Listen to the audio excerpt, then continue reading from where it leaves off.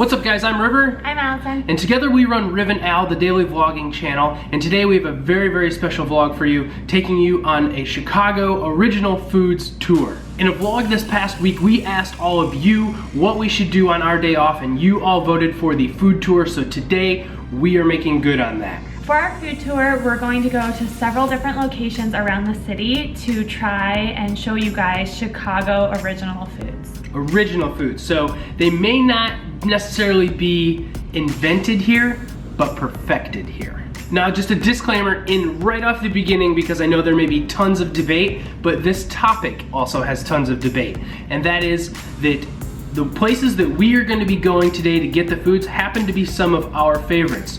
We're open to going to other places, so if you know good spots, let us know in the comment section below and we will be sure to go there in the future. But this is not necessarily the original place that this food was born, but a place that has it that we really enjoy and want to share with you. So, let's get going.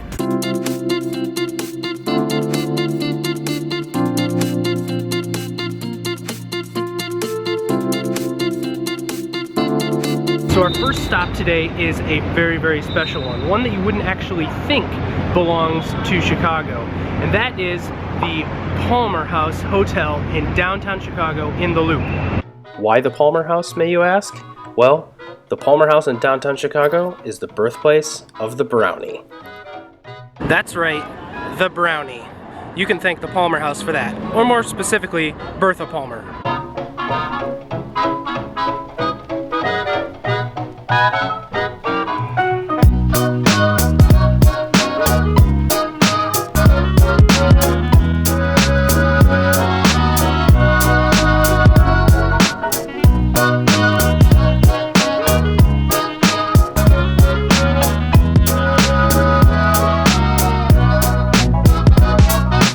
Bertha Palmer's husband was actually Potter Palmer, the millionaire owner of the Palmer Hotel. And what she wanted to do for the 1893 World's Fair is create a cake treat that was kind of the consistency of cake, but not cake. She created a semi-sweet crushed walnut apricot glazed preserve brownie that could fit inside a lunchbox. And that's what she premiered at the 1893 World's Fair in the Palmer House. And if you stay here at the Palmer House, which you definitely can in downtown, maybe you can order yourself a brownie because it's the original. Next, we head on up to River North for another Chicago specialty.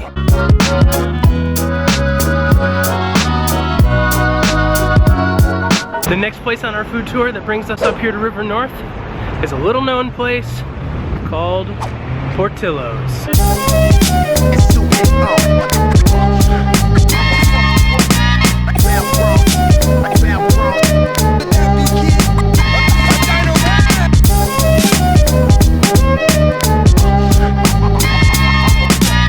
Now, Portillo's is not the home of the Chicago hot dog, but they do make a mean one. Portillo's started as a 6x12 trailer in the Villa Park neighborhood of Chicago. No running water, no bathrooms.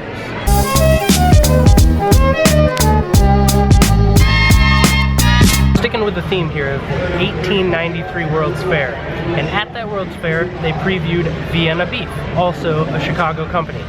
They, particularly as it relates to the Chicago dog, actually water simmer their dogs. The original Chicago dog was called the Depression Sandwich, and all of the toppings was affectionately referred to as drag through the garden. A proper Chicago dog has a number of ingredients on it. Yellow mustard, onions, relish, the pickle spears, sport peppers, the celery salt, as well as tomato slices. This combination of flavors is unbelievable, and even though you don't like some of the ingredients, give it a shot.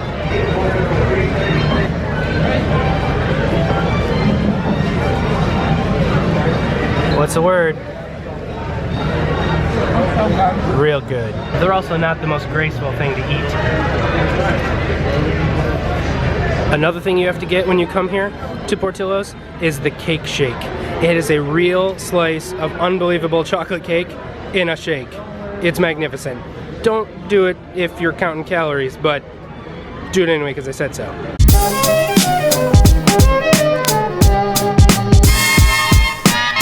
Oh, and I forgot the single most important thing.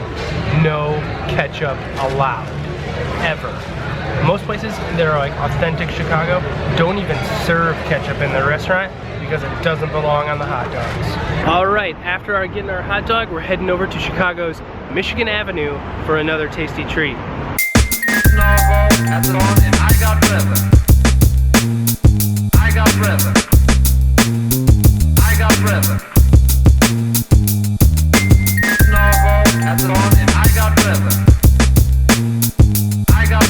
Some of the greatest innovations in history are born in competition, and that's exactly what happened with our next stop on the list.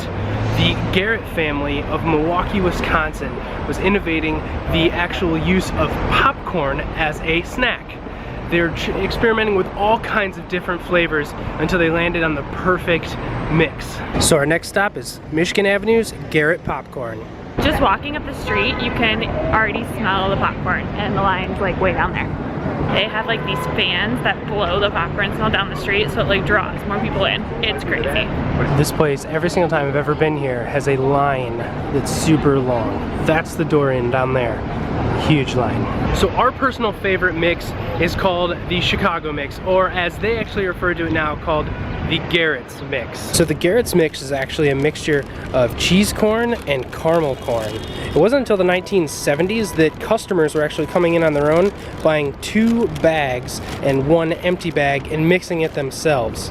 Unfortunately, in 2014, Garrett's Popcorn was actually sued by a candy company in Minnesota because in 1992, that candy company claimed the rights to the phrase Chicago mix. And like most traditions here in Chicago, when it comes to naming, the traditions die pretty hard.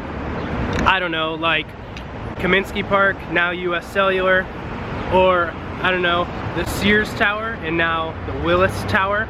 To me personally, it'll always be the Chicago mix. But if you go in here on Michigan Avenue to Garrett's, be sure to ask for the Garrett's mix. Another little secret about Garrett's too is, hey, show me your fingers. Your fingers will be dyed a little yellow. But the good news is, you're already on Michigan Avenue, so you only have to walk over a couple blocks down Erie Street to get to our next stop. Like much of the food in today's vlog, we go back to the 1930s and Depression era in Chicago. Mostly to the Italian immigrants that came here. Obviously resources were scarce, that means both money and food. So these Italian immigrants found a way to make beef last longer and taste better by roasting it and then using the sauce that came off of it, mostly the fat and drippings, to soak it up back into the bread, giving it some awesome flavor, and then topping it with jardiniere, which is a classic Chicago topping, which is spicy peppers or sauteed Italian sweet peppers, also known in the sandwich as sweet. So we bring you to Als Italian Beef.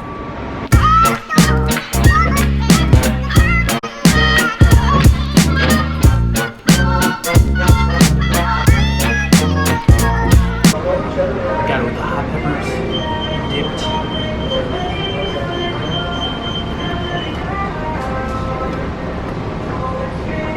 Messy, great sandwich. And I decided to wear white. This is gonna be good. Thoughts? What do you think? It's good. It's messy. Real messy, but real good.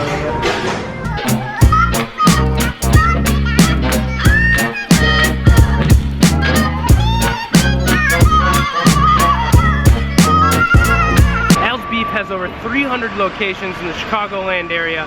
It's an absolute staple. It's super messy and I love every second of it. You gotta get the gravy on it, good to go. Als Beef, it's down here on Erie and LaSalle-ish? Erie and Wells. So come down here. This is like one of the original locations in downtown. They're all over the place. They're in Wrigleyville, up where the Cubs play. You gotta check one out if you come to Chicago.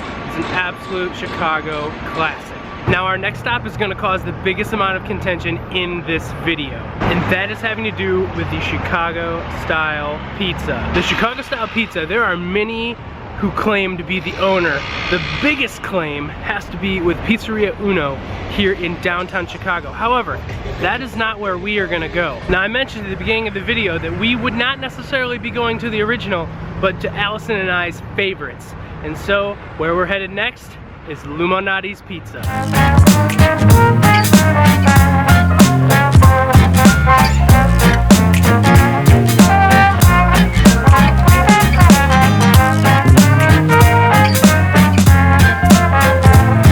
The distinguishing factor of Chicago-style pizza is that it's actually kind of flipped upside down with the chunky tomato sauce on top and then your cheese and your toppings. Personally, since moving here, it's the only way to eat pizza. Deep dish. So we are actually regulars to this spot. This is our favorite pizza place in Chicago, Lumines, and we really like this location because it has a nice patio and like it's a really cool atmosphere.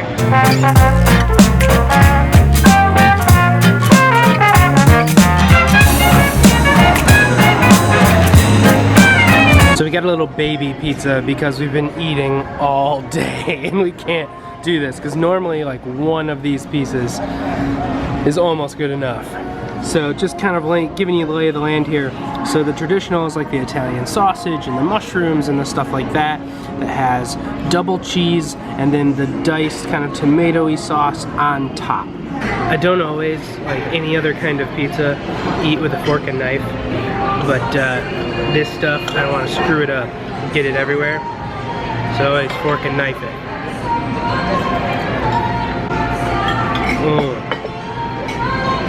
So good. The crust on this is so good. It's the butter crust, and I feel like that's what really defines a pizza. Like everyone can do the fresh ingredients and like layer however you want. The crust, it's very important.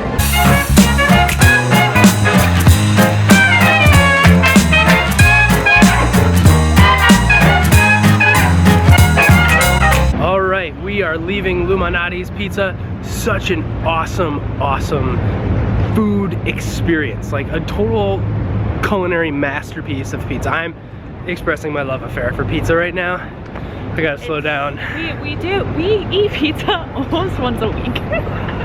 we like pizza. Did I mention we need to get back in the meal prep? And with that, guys, that's gonna end our food tour of Chicago original foods. Thank you so much for sticking with us today. We hope you guys enjoyed it.